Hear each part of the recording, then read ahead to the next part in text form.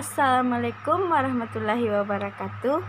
Perkenalkan, nama saya Nur Husna Ramadhani dari Program Studi Pendidikan Guru Pendidikan Anak Usia Dini Angkatan 2019 Kelas A, Fakultas Ilmu Pendidikan Universitas Negeri Makassar.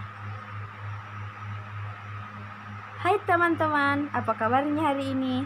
Semoga kita semua dalam keadaan sehat selalu dan berada dalam lindungan Allah Subhanahu wa Ta'ala. Amin.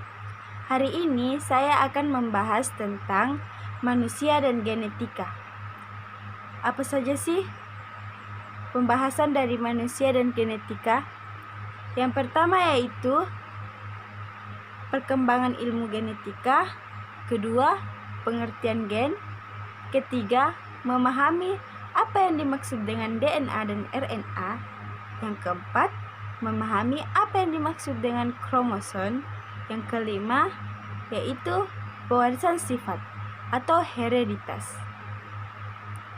Penasaran? Yuk kita saksikan. Pertama yaitu perkembangan ilmu genetika.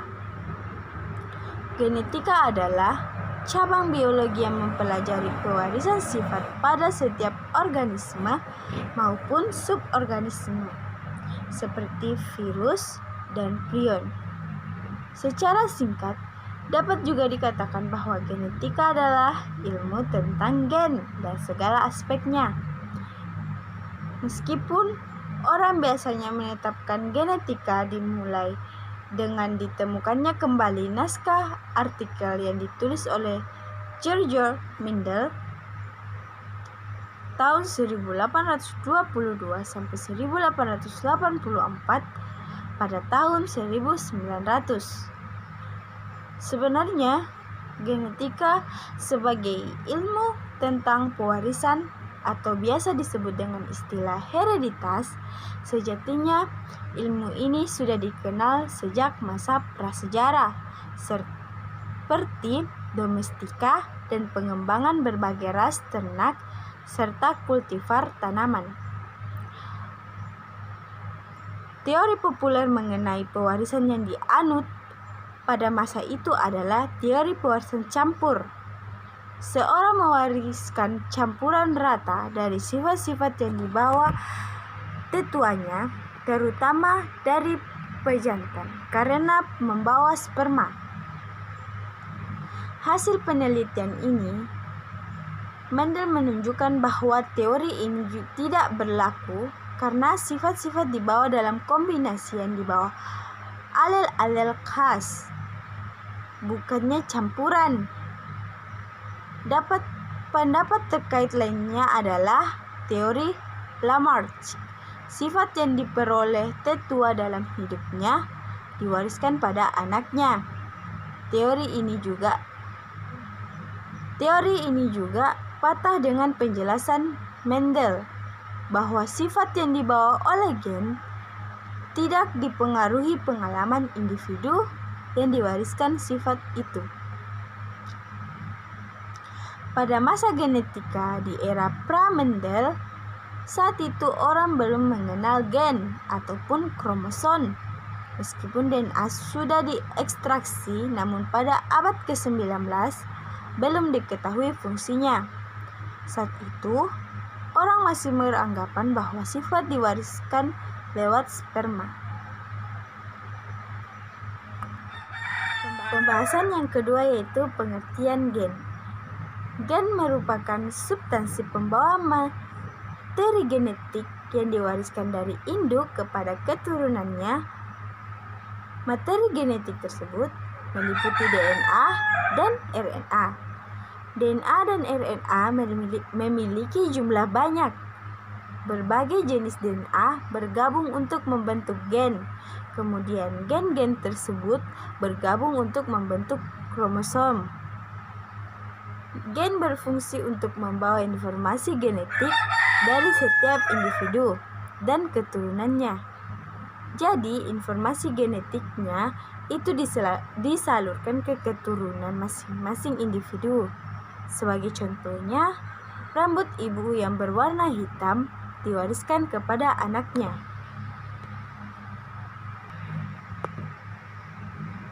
Pembahasan ketiga yaitu DNA dan RNA. Semua makhluk hidup di dunia ini memiliki cetak biru yang disebut dengan DNA dan RNA. DNA dan RNA adalah rangkaian yang terdiri dari asam amino dan menyimpan informasi biologis atau baca manusia di dalamnya.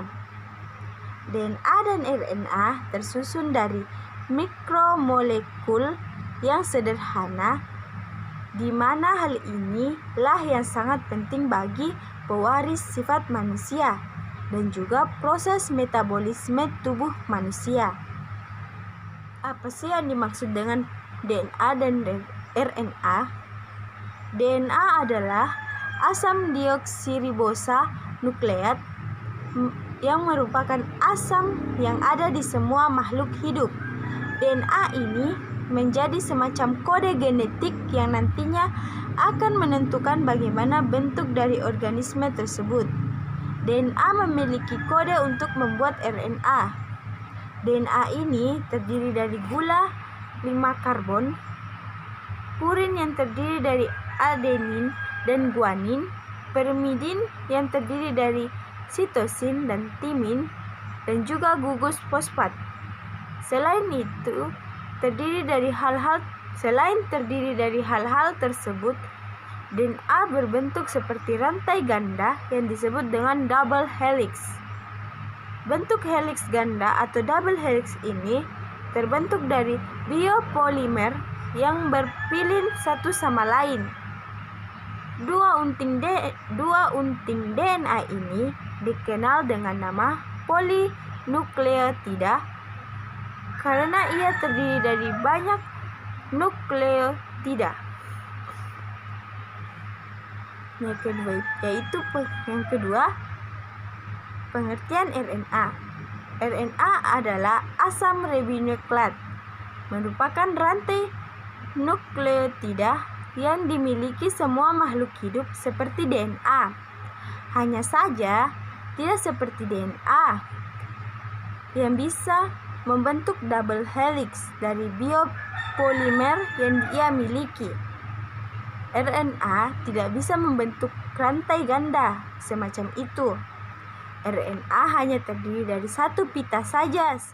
Keempat yaitu memahami apa yang dimaksud dengan kromosom. Kromosom adalah penebalan benang-benang kromatin ketika terjadi pembelahan sel, atau yang biasa disebut dengan pembelahan meiosis dan mitosis pada bahasan antroposeluler. Kromosom tersusun atas asam nukleat dan protein. Kromosom terdiri atas autosom atau gonosom. Autosom merupakan kromosom yang berperan dalam menentukan bentuk fisik sifat manusia selain kelamin. Jadi yang kelima yaitu pewarisan sifat atau hereditas. Dalam setiap pewarisan sifat suatu makhluk hidup terdapat istilah-istilah seperti kromosom, gen, dominan, alel, dan lain sebagainya. Berikut adalah daftar istilah beserta penjelasan singkatnya. Yang pertama yaitu genotip. Genotipe merupakan sifat mendasar yang dimiliki setiap individu, di mana genotipe ini tidak terlihat dan sifatnya tetap atau tidak dapat dirubah. Umumnya, sifat genotipe dapat dituliskan dengan simbol, di mana setiap simbol akan mewakili satu sifat genotipe. Yang kedua yaitu